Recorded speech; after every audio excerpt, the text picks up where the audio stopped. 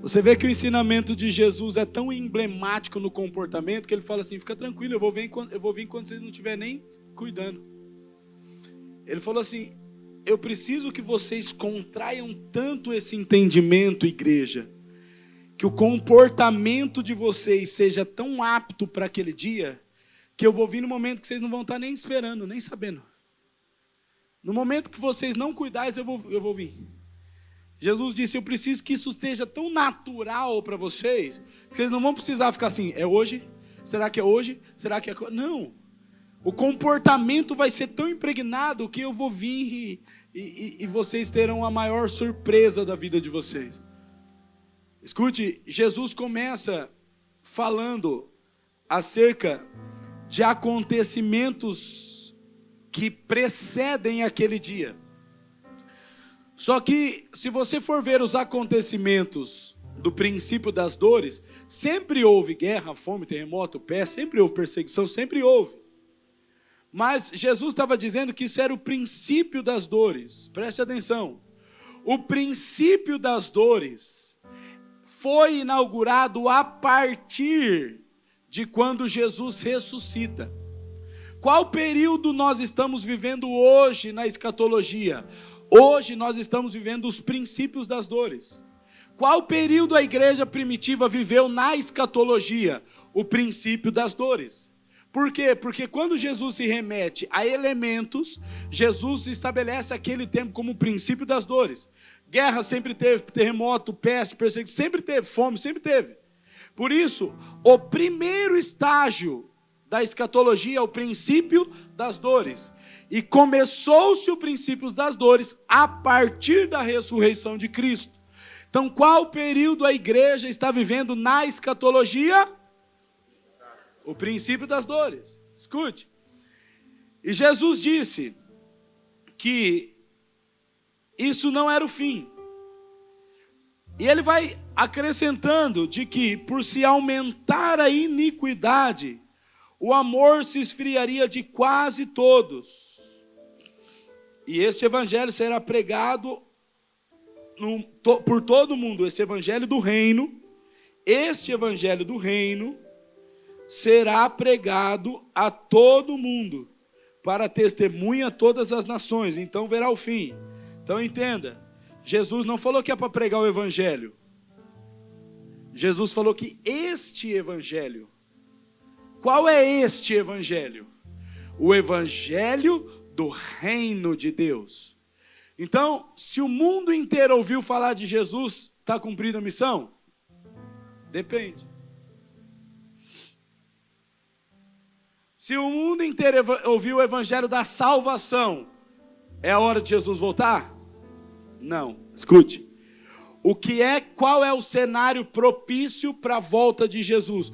Quando o mundo inteiro ouvir este evangelho do reino.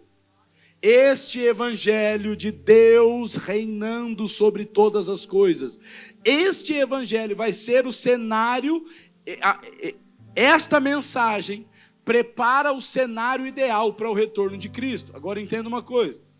Eu comecei dizendo aqui, Jesus conquista a autoridade na terra e agora ele vem para exercer essa autoridade. O que é que Jesus fará quando ele apontar nos ares? Ele vai fazer o que quando ele voltar? Nós estamos aqui agora, Jesus vai aparecer nos ares, ele vai fazer o que? Ele vai vir exercer aquilo que ele conquistou. Ele vai exercer a autoridade que ele conquistou.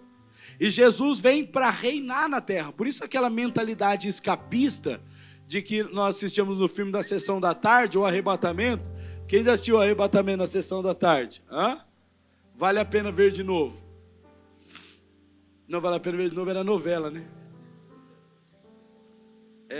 Sessão da Tarde. Olha o Wesley, olha o Walter, você ficava assistindo, Walter? Ia na casa do vizinho assistir.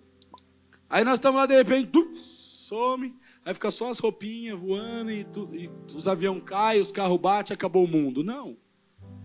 A ordem é que quando Jesus apontar nos ares, como um piscar de olhos, assim, nós teremos o corpo glorificado e nós nos encontraremos com ele nos ares. E Cristo, com os santos, governará durante 1000 anos na terra. Se nós tivermos esse entendimento central de que Cristo vem governar a terra, escute, nós vamos entender que a intenção de Deus é que os princípios do reino dos céus sejam estabelecidos na terra. Alguém lembra qual é a missão apostólica? Qual é a missão de um apóstolo?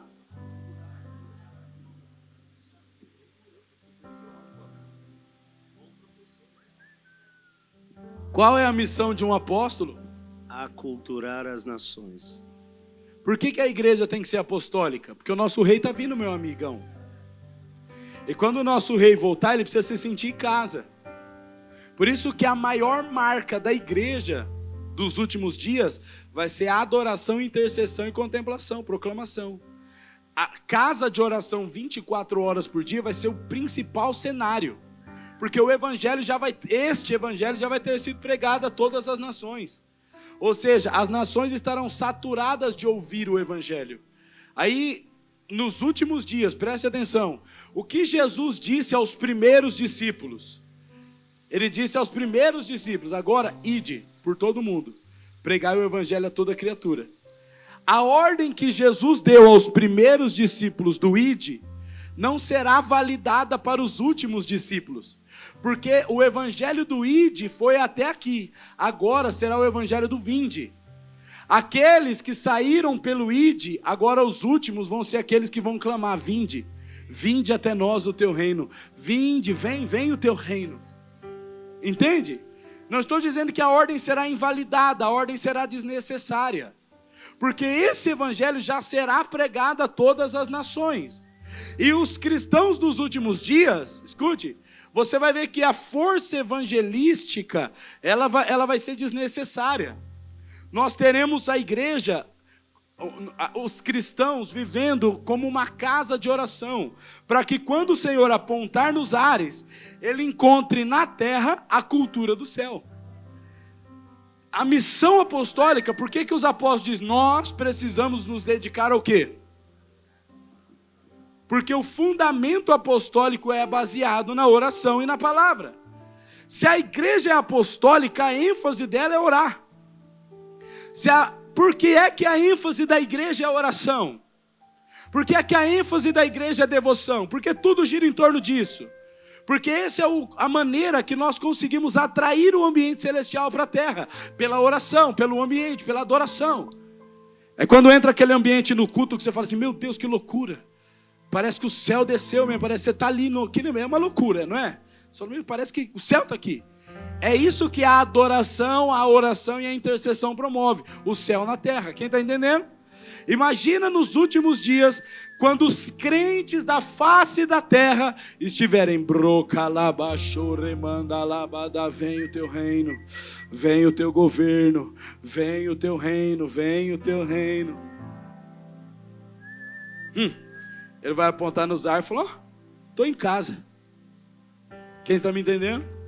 Como Jesus nos ensinou a orar, venha o teu, assim, seja feita a sua, aqui na terra como ela é feita no, Jesus está falando assim como no reino dos céus, a sua vontade é estabelecida, estabelece ela na terra, para que venha o teu reino, para que seja o reino de Deus. Irmão, se você se aprofundar no que Jesus disse acerca da oração do Pai Nosso, e a religião colocou isso como uma reza, você vai ver que a mentalidade dos discípulos, para eles era claro. A nossa oração não tem que ter ênfase no nosso bem-estar na terra. A nossa oração precisa estar relacionada ao cumprimento da nossa missão. Caminhar pelo reino dos céus, até que o reino de Deus seja estabelecido na terra. Quem está me entendendo? E Jesus começa a dizer, dentro de todo esse cenário, do princípio das dores, da grande tribulação, Jesus, ele conta uma parábola. E ele diz, aprendei, pois, a parábola da figueira. Quando seus ramos se renovam e as folhas brotam, sabeis que está próximo o verão. Assim também vós, quando virdes todas essas coisas, sabeis que estás próximos às portas.